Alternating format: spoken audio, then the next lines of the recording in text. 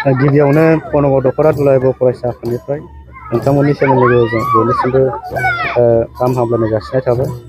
जोङो बनगाव दख'रा दुलाराय बर' फरायसा आफाद एबसु, लोरगि थियाटार ग्रुप आरो बनगाव दख'रा दुलाराय बर' हारिमु आफाद मोनथाम आफादजों जोङो जथायै थांनाय 1 एप्रिलनिफ्राय जागायनानै दिनै 10 एप्रिलसिम जोङो हारिमु मावबादा खुंफुंनाय जादोंमोन। जोङो बनगाव दख'रा एबसु हिसाबै बोसोरफ्रोमबो जों बेबायदि हारिमु मावबादाखौ जों खुंबोबाय थानाय जादों। देग्लायहाय जोङो हारिमु मावबादायाव मोसानायजों लोगोसे खाम दामनाय, सिफुं सुनाय आरो सेरजा हुनाय बे आयदाखौ जोङो लाफानानै खुंफुंबाय थानाय जादों। जोङो बनगाव दख'रा एबसु हिसाबै जोङो हारिमु मावबादा खुंफुंनायनि गेजेरजों गोबांथार सोलोंसाफोरखौ जोङो गोबां गुबुन गुबुन जायगायाव मोसाहैनाय जोङो बेखौ नुनो मोनदों। गुबुन गुबुन जायगायाव थांनानै मोसाहैखांनायनि उनाव बिथांमोना सार्टिफिकेट लाखांनानै बिथाङा जोंनि ओनसोलाव गोबांथार बेबायदिनो सोलोंसाफोरखौ लानानै फोरोंफैनाय बेबायदि जोङो गोबांथार जोंनि हारिमु मावबादानि गेजेरजोंनो जोङो मोनबाय थानाय जादों। आरो देग्लायहाय जोङो मोनसे खाफाल गोनां होननानै जोङो सानना लानांगोन।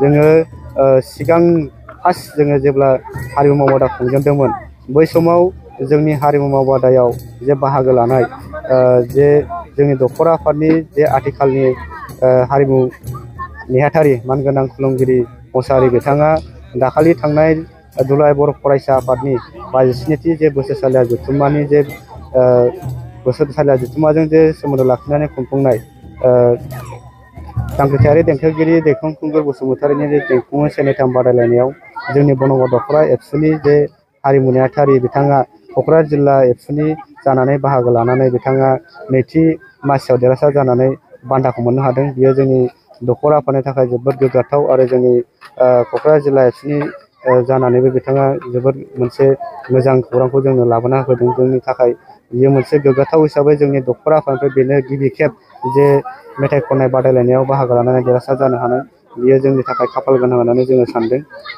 दा जोङो हारिमु मावबादाखौ जोङो खुङै खुंनानै जोङो गोबांथार सोलोंसाफोरखौ बेबायदिनो खाम दामनायावबो जोङो गोबां बेबायदि रोंखा राखा खालामनो हादों आरो मोसाखावरि जायफोर बिनानावफोर बिथांमोनाबो गोबां जायगायाव मोसानानै आरो जोंनि ओनसोलाव गोबांथार माखासे जे सोलोंसाफोरखौ लानानै गेजेरजों बिथांमोना गोबां जायगायाव थांनानै बाहागो लाहैबाय, बेखौ जोङो नुनो मोनबाय थादों।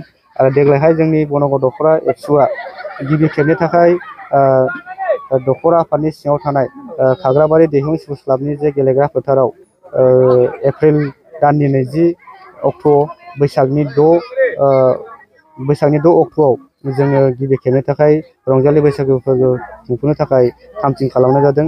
बेयाव जोङो जोंनि ओनसोलनि मेलेमजिबि आरो रायजो राजा बिथांमोनखौ लानानै जोङो बे जे बैसागु फोरबो बेखौ जोङो खुंफुंनो थाखाय आखायाव लादों। जोङो मेलेमजिबि आरो जोंनि गेदेरफोरखौ जोङो मान बावनाय बे मोनसे हाबाफारि लाफानायनि गेजेरजों जोङो बाहाय मोसानाय हाबाफारि आरो गोबांथार जोङो माखासे दामग्राफोरखौ लेंहरनायनि गेजेरजों बेहाय जोङो हाबाफारिखौ खुंफुंनो थाखाय आखायाव लानाय जादों।